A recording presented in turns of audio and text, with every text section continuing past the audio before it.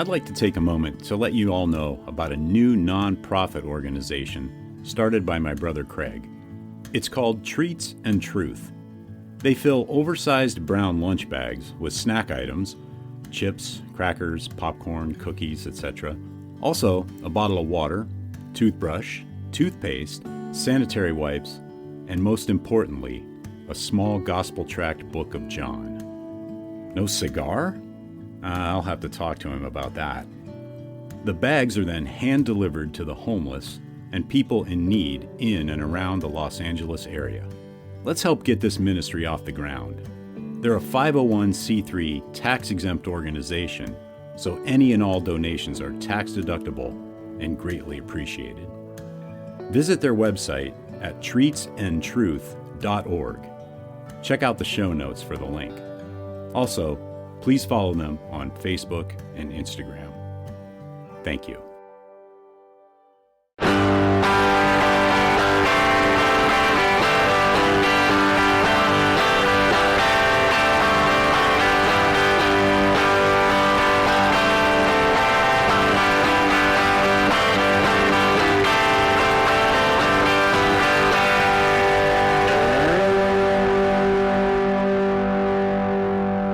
Welcome to episode 84 of the Burning Bush podcast, where we share the message of the Bible while enjoying a good cigar. Hope you're doing well and glad you've joined me today. This week we continue reading through Dr. Justin Bass's book, The Bedrock of Christianity, The Unalterable Facts of Jesus' Death and Resurrection, and I'm smoking the Foundation Cigar Co, the Wise Man Maduro, in the Torpedo 6 1/4 by 52 Vitola. So let's go on over to the Foundation website and see what they have to say. An award winner aimed to please any connoisseur. The Wise Man Maduro is an offshoot of the original El Huehuense, which loosely translates to the Wise Man, and is named for a folkloric dance in Nicaragua. This Maduro has all the qualities of a standout cigar, assertive without being aggressive, full-bodied without being too strong, and interesting from first puff to last. It's a flavorful blend that oscillates between the sweet and the savory. Cocoa and vanilla notes play off the tobacco's meaty, beef stock qualities, all integrated by an ever-present earthiness. The Wise Man Maduro has received numerous accolades, including a 95 rating from Cigar Aficionado, a 93 rating from Cigar Dojo, and winning Half Wheel's consensus, as well as being included in various top 25 lists. This cigar is a tribute to Nicaragua, its culture, the people, land, and the bridge between the old world traditions and the new.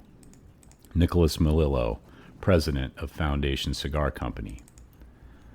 Foundation Cigar Company President Nicholas Melillo release of the Wise Man El Huehuense Maduro for IPCPR 2017 in Las Vegas, Nevada.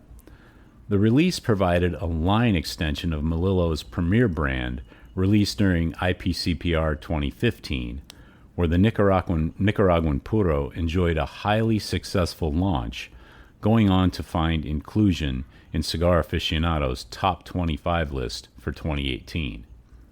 Melillo blended the Wise Man El Huehuense Maduro using Nicaraguan filler tobaccos from Condega, Esteli, and Jalapa, and covered the cigar with a beautiful, oily, and rich San Andres Mexican Maduro wrapper. We've enjoyed a lot of success with El Huehuense, and it's an honor for people to recognize a project that personally means so much to me, says Melillo. I was looking to create a line extension with a whole different level of complexity, and the San Andres wrapper brings just that.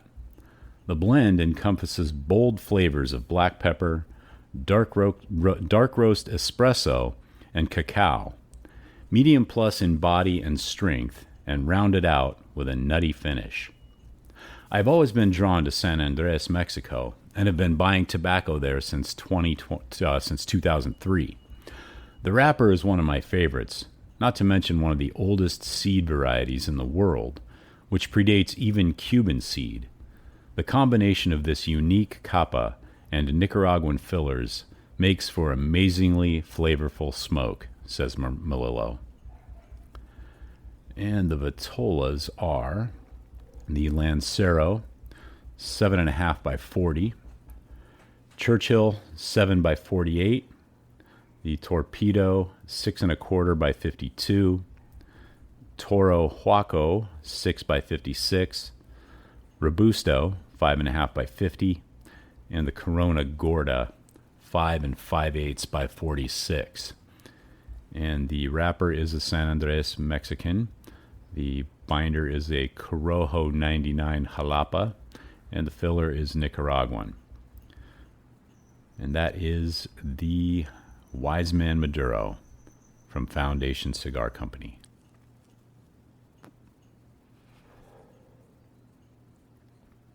So let's get back into this week's reading of Dr. Justin Bass's book, The Bedrock of Christianity.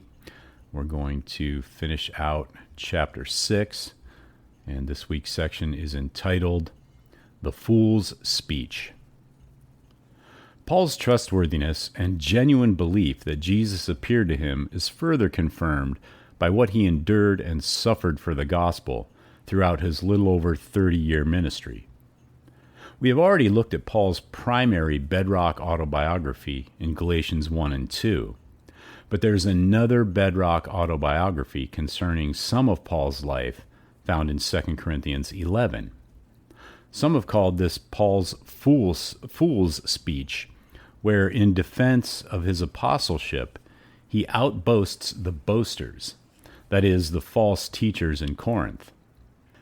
As in Galatians, Paul takes a solemn oath before the God and Father of the Lord Jesus that he is not lying. 2 Corinthians 11:31. 2,000 years later, 99% of scholars of all different backgrounds and worldviews agree. Instead of recounting to the Corinthians his apostolic victories, wonders, and miracles, as in Galatians 3:5, 2 Corinthians 12:12, and Romans 15:19, Paul recounts all the sufferings and humiliations he has endured for the sake of Christ.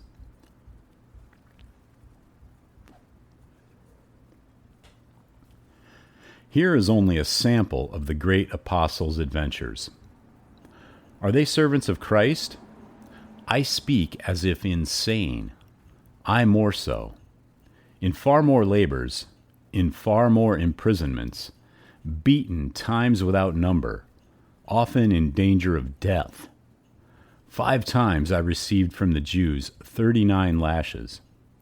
3 times I was beaten with rods. Once I was stoned. 3 times I was shipwrecked. A night and a day I have spent in the deep. I have been on frequent journeys, in dangers from rivers, dangers from robbers, dangers from my countrymen, dangers from the Gentiles, dangers in the city, dangers in the wilderness, dangers on the sea, dangers among false brethren. I have been in labor and hardship, through many sleepless nights, in hunger and thirst, often without food, in cold and exposure.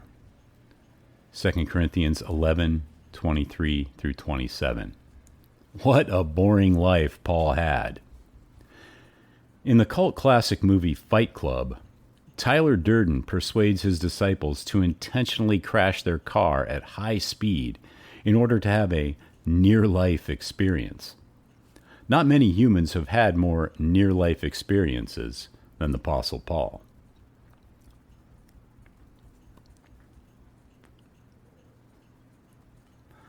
What is also incredible about this list of Paul's sufferings is that most of them are absent from the book of Acts. The author of Acts has only given us a glimpse into Paul's adventures following Christ. One might even say with Raymond Brown that Acts might lead us to underestimate the Apostle Paul's extraordinary career. Pauline scholar Ernest Best says further, If Acts amazes us with what Paul endured, then this list shows how inadequate its account really is, and how much more Paul suffered than we can ever know. It is an amazing picture of Paul that emerges. How little we really know about him. How many untold stories of courage, compassion, and endurance lie behind this list. And it all must have taken place in the space of a mere dozen years.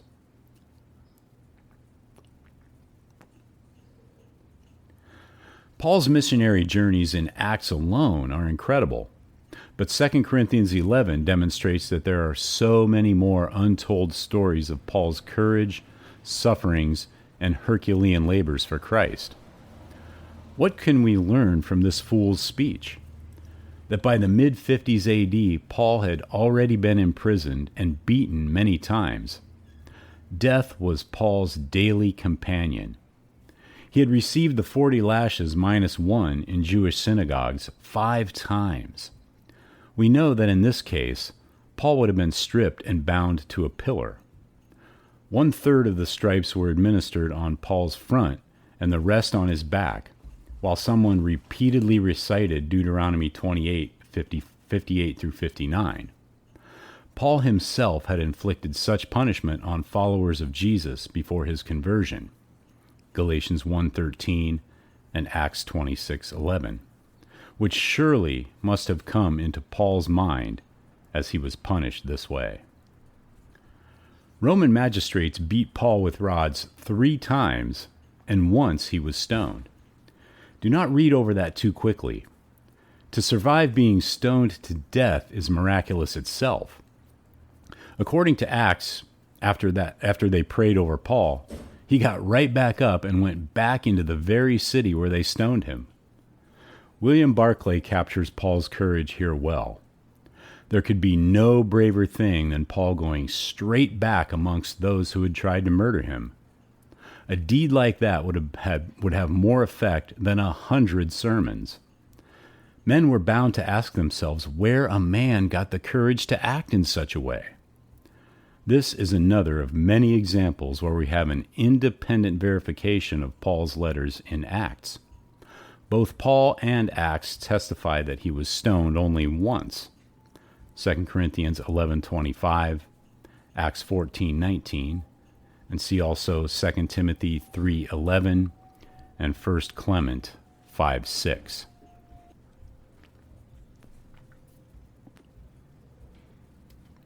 Three times Paul was shipwrecked, and probably the most recent shipwreck was vividly in his memory as he wrote. Paul says, "A night and a day I have spent in the deep." 2 Corinthians 11:25. The way Paul writes this implies that he vividly remembers this nightmare as he was lost at sea. At the mercy of the waves and the wreckage he was clinging to for his very life.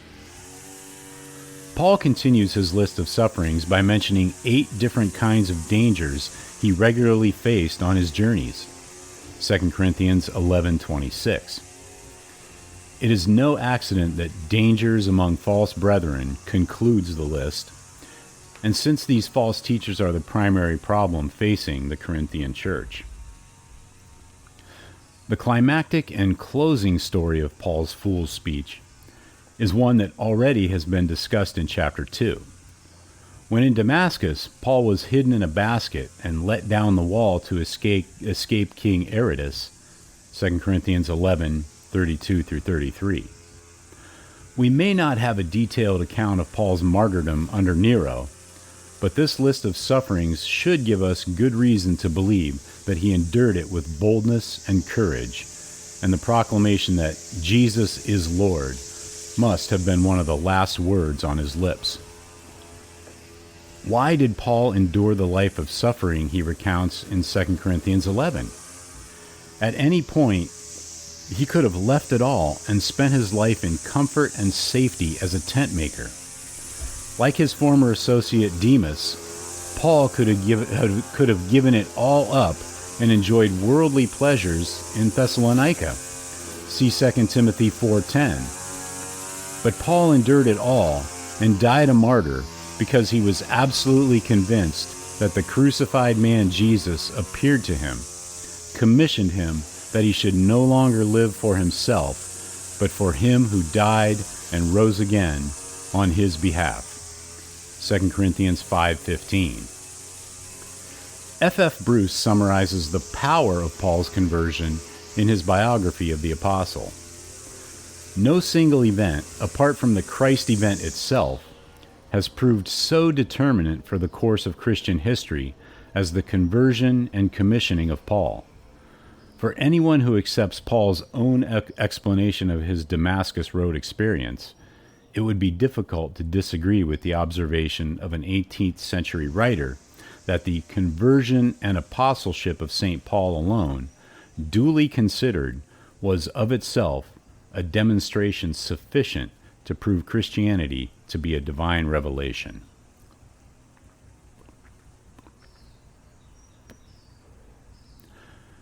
All the evidence suggests, and scholars agree, that Paul was not lying.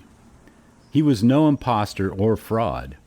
He sincerely believed what he proclaimed throughout the Roman Empire concerning Jesus' death, resurrection, and lordship over all creation. See Romans 8:34 through 39. Was he then deceived, or was he telling the truth? The historian is faced with these two options when it comes to the extraordinary transformation of the Apostle Paul. In addition to Paul, we can add Peter, the 12, and even the 500, James, and Mary Magdalene. Today, no one to my knowledge seriously entertains the option they were lying about seeing Jesus risen from the dead. Were they all deceived then? If they did not have hallucinations, then what did they see that led them to launch the largest and most influential religious movement the world has ever seen? As I quoted Fredrickson as saying above, I do know as a historian they must have seen something. What or who did they see?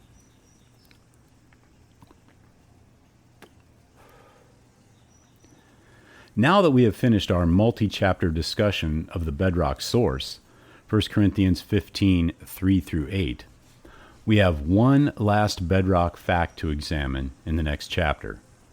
The fact that soon after Jesus' crucifixion and these resurrection appearances, his followers launched an indestructible movement that went on to overtake the Roman Empire and is to this day the largest religion in the world. So now we turn to the question, how do we account historically for the rise of the Nazarenes?